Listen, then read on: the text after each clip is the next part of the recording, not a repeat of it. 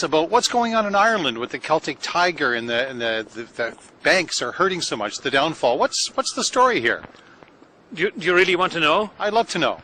Well, I'll tell you, it's like what has happened all over the Western world for the last 20 and 30 years. Greed, and more fucking greed and cheap money. And in Ireland, it's a tragedy what happened to the Tiger. We have, I'd say, 4 causes. We had a stupid fucking government. We had a regulator that was asleep at the wheel. We had very deceitful and conniving and corrupt developers. And of course, above all, wanking fucking bankers. Wanking bankers. We had these arseholes that for the last 20, 30 years are getting these massive bonuses, these employees and directors of banks, on the misfortune of the working class and getting these huge bonuses and salaries. But, you know, if you and all these arseholes should be thrown in jail and the keys thrown away for the rest of their life. And you know, sir, if you went in and you're unemployed and you wanted to take a loaf of bread out of a store or a supermarket to feed your family, guess what? You'll be up in court for it. These assholes are living all over the world now on the backs of the misfortunate working people. And who's going to pay for all this? We've mortgaged the next generation or two. Who's going to pay for it? The working man. We got the labourer, the small farmer, the fisherman, the nurse, the teacher, the policeman, the fireman, the plumber, the carpenter. Fuck's sake, man, this is a joke. So I'm sensing a wee bit of discontent? You are indeed, sir. And by the way, let's not be too cocky in this part of the world, North America either. All these debts that people have accumulated over the last 30 years.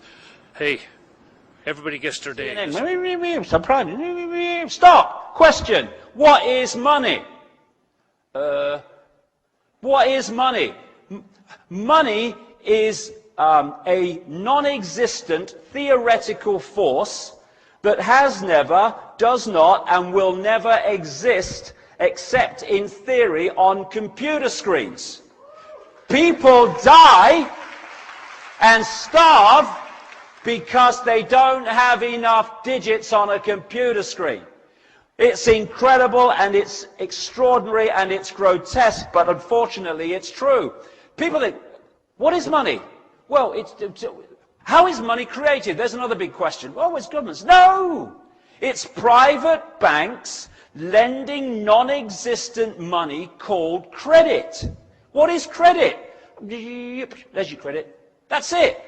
When you go into a bank and you want to borrow $50,000, the bank doesn't print any money. It doesn't move precious metals anywhere.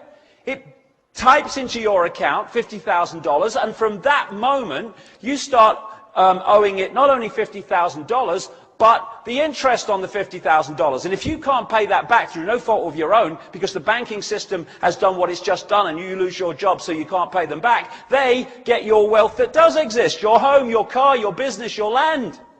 It's been going on for centuries. This is why it has sucked the wealth of the world into the hands of the few. What is an economic boom? It's when there's lots of units of exchange, money in circulation, creating lots of economic activity, which causes people to have confidence in the economic situation. In those times, they get more and more in debt because they're so confident. Or we can have a bigger house, a bigger car, 2 vacations, and all the rest of it. And the banking system, controlled by the same people and coordinated by the same people, have put that out there. Fishing line out. Lots of credit. Hey, what do you mean you earn, $2 an hour? You want a $500,000 mortgage? No problem. Here you go. Gotcha out there. It doesn't matter. We're getting the house eventually anyway. And then what they do is they take money out of circulation. They're pulling the bloody line in now. And as they take money out of circulation, oh no, we've got a credit crunch, we can't make loans and give you any more money that doesn't exist and charge you interest on it. Oh no, it's real serious. We haven't got a problem though, because they'll bail us out, because we control them, you see. So, and then what happens if we move over here into a slump or a depression, not because anyone doesn't want to work, not because people want to lose their homes, but because there is not enough units of exchange in circulation for the economic activity to go on that allows them to earn the money to pay back the loans. So now the banks go, thank you very much, I'll have some of that. And The only difference between a boom and a bust is what the private banking cartel has allowed as units of exchange through credit or not through credit. I heard a politician, they all look the same to me. I don't know, I can't tell them apart. They've all got dark suits with heads on and their mouths are moving. That's all I can... Oh, I've seen someone in the last few days. Someone yesterday, some politician or other, said that they had to bail out the banks here with more debt for the people who've already been screwed by those they're supposed to get out of trouble. Main Street cannot function without credit. People can't pay their bills without credit. Big question. What the hell system allows that to be the case? No. So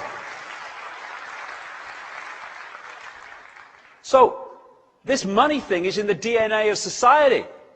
Controls choice and all the rest of it. It controls whether we have shelter or no shelter, and the few control it.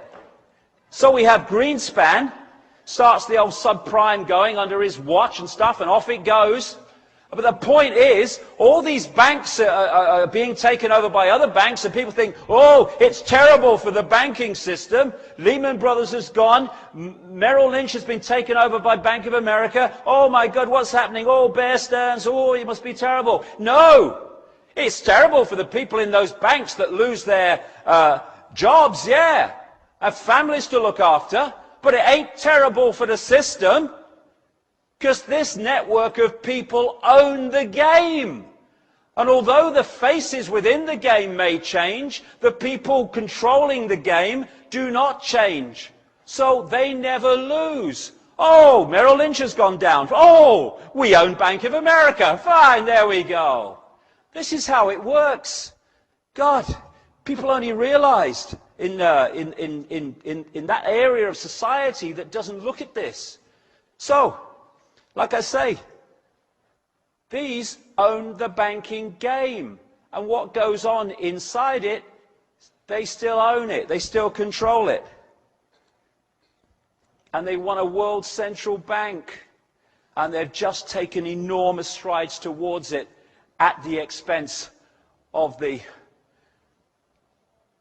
harmony, the peace, and the lives of people. There you go. There's the banking system. There's the world financial system. Las Vegas frickin' casino. That's all it is. It's nothing to do with the benefit of human beings and daily life among the mass of the people. It's just a casino. And this guy, old Paulson, Henry Paulson, he's in old Goldman Sachs, head of Goldman Sachs, when the old subprime thing was going, and Goldman Sachs was massively involved in all that stuff. He then goes through the revolving door between the corporations and government, becomes Treasury Secretary, and then he says, oh, I've got a great idea. Let's give what is $1 trillion and then some to the banks, not least because when I've finished in government, I'm going back through the door into the banking system. And we stand for this. We stand for this.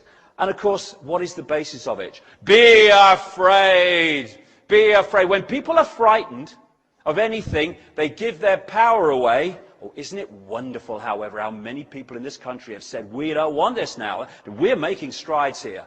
Because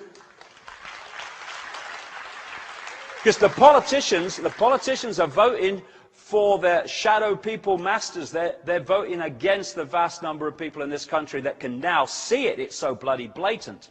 But when people are in fear, they give their power away to that which they think can save them from what they fear. And this embarrassing statement to the nation the other day from Bush, I thought someone had stuck something up his bum, his bloody eyes. He looked terrified. I'm kind of paraphrasing, but this is what he said. Be afraid, just be very afraid. Lost homes, savings, all that stuff. Just do as we say and we'll save you all. God bless America, thank you. And that was it. Totalitarian tiptoe. This is another technique of manipulation. You know you're going there, but you know if you go in one leap, the change in society is such that people go, what's going on? What's going on? So you go in as big a leap as you can get, but not too big that you get a big reaction through the change that takes place. And from here, you know where you're going, and you just go in steps. That's how a free trade zone became a centralized fascist dictatorship, which is what the European Union is. And interestingly, the European Union was created from the start through an organization called the Pan-Europa movement, which was headed and is still headed to this day by one of these elite bloodlines going back to the ancient world, the Habsburg dynasty. It doesn't matter! They're masks on the same face! So what if they get in? Same thing will bloody happen. Comply! No! No, no! Not if it's enslaving me and my children and imposing on my freedom. Comply! Leave your home now it's foreclosed. No! No! No! Let's follow this through, shall we? Millions of people in the world are losing their homes, being foreclosed, and ending up homeless. Let's follow this through. Why have you lost your home, my friend? Because I can't pay me mortgage. Why can't you pay your mortgage? Because I lost my job. Why did you lose your job? Because the great banking collapse, they can't get this, they can't get my company went bust. And who's taking your home away and saying you've got to leave? The banks that caused the fricking problem, and we are leaving? What are we doing? What are we doing?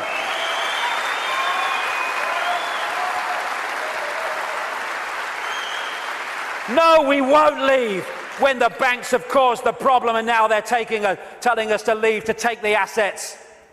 No, we won't. And people who are not being foreclosed need to support those that are. We're all in this together.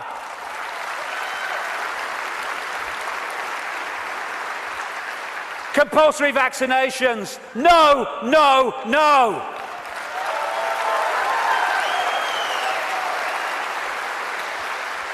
You must do what we say. We have changed the law.